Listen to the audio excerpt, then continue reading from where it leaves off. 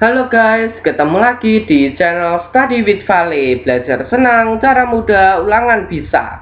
Hari ini kita bakalan bahas tentang statistika. Tapi sebelum lanjut, jangan lupa untuk klik like, subscribe, dan juga share ya guys, agar kalian tidak ketinggalan cara cepat untuk mengerjakan soal-soal matematika.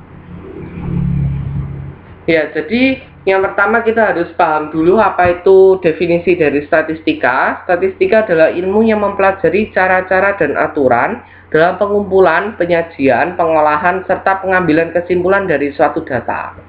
Nah, intinya dari definisi yang panjang itu kita coba pendekin aja. Maknanya itu adalah dia biasanya ini berguna untuk mengetahui data-data dari sebuah penelitian ya. Nah, bentuknya itu ada 4 jenis, ada tabel, diagram batang, diagram garis, dan juga diagram lingkaran.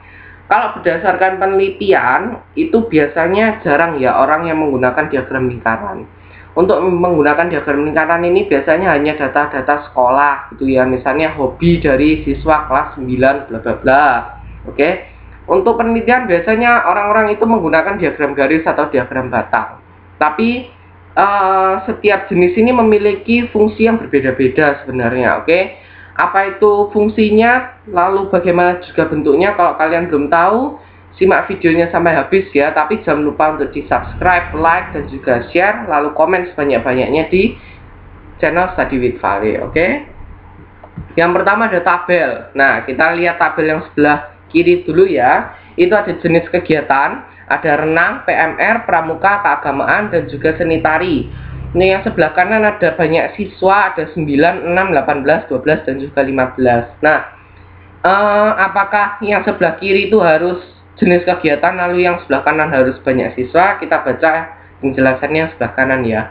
Berdasarkan tabel di samping, tabel bagian kiri disebut sebagai kategori data, dan tabel sebelah kanan disebut sebagai nilai data atau frekuensi. Nah, bagaimana kategori data itu? Kategori data itu bisa kita isi dengan misalnya nama kota atau kota A, kota B, lalu siswa, misalnya siswa A, siswa B, dan juga nama-nama lainnya.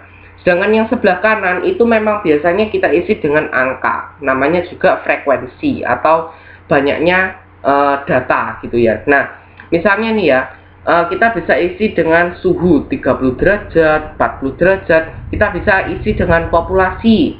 Populasi misalnya populasi orang di kota A ada 400 orang. Nah, itu kita isi di tabel sebelah kanan. Sehingga dari tabel tersebut bisa disimpulkan atau bisa kita baca seperti ini. Jenis kegiatan renang yang mengikuti ada 9 siswa.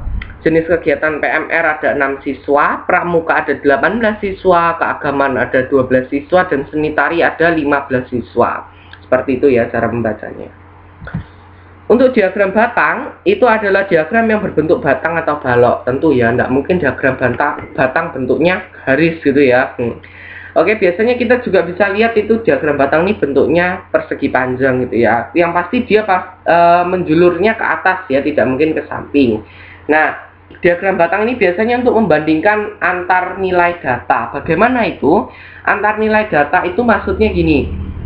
Berdasarkan gambarnya yang ada di video ini ya. Nah, kota A, kalau suhu mungkin biasanya siang atau malam ya. Nah, mungkin yang orange kita bisa jadikan sebagai siang, lalu yang biru kita jadikan sebagai malam ya. Nah, kota A pada siang hari 30 derajat, lalu malamnya 15 derajat. Nah, kita bisa bandingkan itu. Oh, ternyata bedanya 15 derajat. Untuk yang kota B, siangnya 35 derajat, malamnya mungkin itu tidak sampai 20, mungkin 17 derajat. Nah, kita bisa bandingkan dengan kota A atau kita bisa bandingkan dengan siangnya ya. Untuk diagram garis ini pembuatannya ke samping. Oke, jadi dia kita biasanya membuatnya itu dalam titik-titik lalu kita jadikan garis ya. Nah, misalnya nih ya, pada tahun 1995 banyak mobil yang terjual itu 15 buah. Lalu pada 1996 itu tidak sampai 20, kita misalkan 17 ya, atau 18. Nah, itu dari titik pada 1995 lalu titik dari 1996 itu bisa kita tarik garis. Nah, dari garis tersebut kita tahu bahwa penjualannya naik ya. Ke 1997 itu tidak sampai 30 tapi lebih dari 25, andai kata 26 gitu ya. Nah, naiknya lebih drastis gitu ya. Jadi memang dengan fungsinya yang ada di definisinya itu cocok ya untuk menyajikan data yang diperoleh dari sebuah penelitian. Nah, penelitian ini memang biasanya dilakukan lebih lama rentang waktunya ya, bisa 1 tahun atau 2 tahun, atau yang biasanya kalau diagram batang 1 menit ini 1 jam gitu ya. Jadi memang dia lebih lama rentang waktunya. Yang terakhir ada diagram lingkaran. Diagram lingkaran ini adalah diagram yang berbentuk lingkaran. Daerah-daerah lingkaran biasanya dibagi hingga membentuk juring. Nah, apa itu juring? Kalian bisa coba cek di atas ini ya. Ini saya sudah pernah membuat video tentang unsur-unsur pada lingkaran. Besar juring bisa ditentukan berdasarkan persen atau besar sudut. Nah, jadi sebelah kiri itu berdasarkan persen ya. Jadi ada 30%, 15%, dan maksimalnya itu adalah 100% ya. Nah, tapi biasanya kalau pada soal-soal itu tidak diketahui berapa frekuensinya, misalnya 43 kilo, 42 kilo itu tidak dikasih tahu. Jadi kita harus mencari sendiri. Tapi yang sebelah kanan itu berdasarkan besar sudut. Jadi ada 130 derajat, 100 derajat, 80 derajat, dan juga tidak diketahui. Nah, untuk besar maksimal sudutnya adalah 360 derajat. Untuk lebih memahami tentang diagram lingkaran, kita coba ke contoh soal ya. Data hobi siswa SMP Tunas Bangsa adalah sebagai berikut. Nah, itu kurang T ya, typo ya.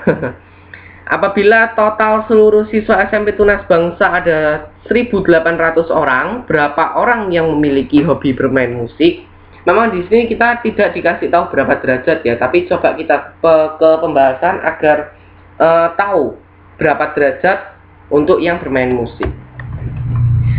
Ke pembahasan yang sebelah kiri terlebih dahulu, apabila diketahui seperti di atas atau seperti gambar yang tadi, maka kita harus mencari besar sudut tiap juring. Total besar sudut lingkaran adalah 360 derajat. Jika basket itu 130 derajat, silat 80 derajat, dan basket 100 derajat, maka musik adalah, nah, di sini intinya itu kita harus menjumlahkan semua basket, silat, dan juga mohon maaf itu tadi basket, bola ya satunya ya. Nah, jadi kita harus menjumlahkan bola, silat, dan juga basket. Nah, dari situ itu kita harus jumlah, lalu hasilnya kita kurangi dengan 360. Nah, maka di situ kita bisa menemukan musik. 130 tambah 80 tambah 100 itu hasilnya adalah 310. Kita kurangi dengan 360, hasilnya adalah 50 derajat. Maka musik itu 50 derajat. Lalu bagaimana?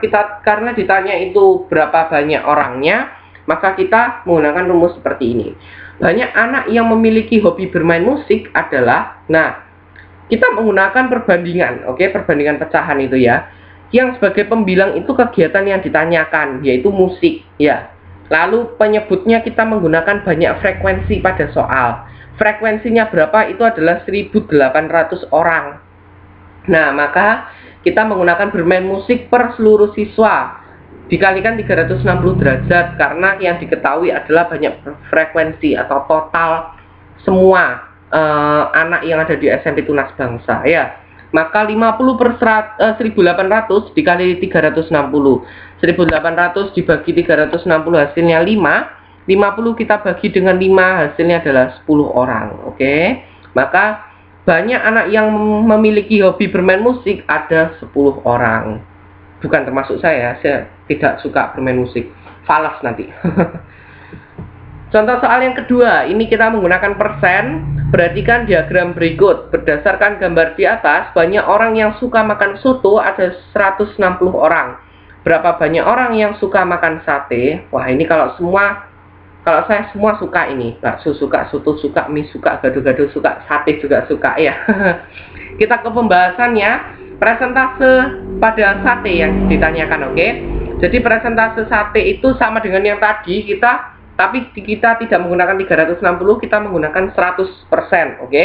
Maka kita jumlah dulu 15%, 20%, 25%, dan juga 30%. Oke.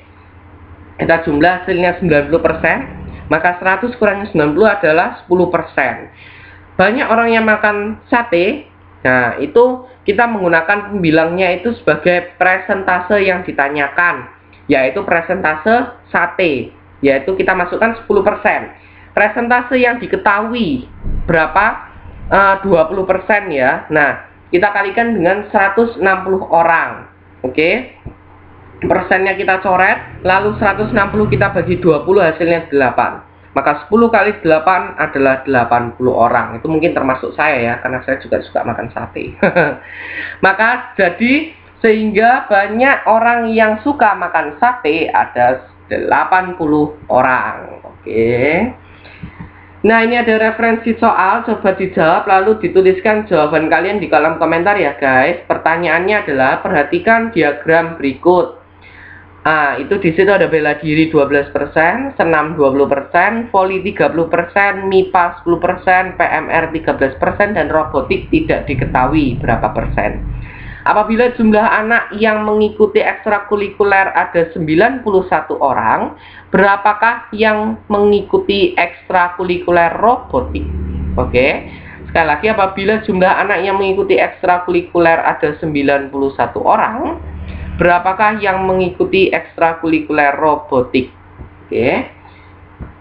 Ya, begitu saja penjelasan saya tentang statistika. Untuk kalian yang belum paham tentang materi matematika yang lain, boleh ditulis di kolom komentar ya guys, agar aku bisa bahas di video-video berikutnya.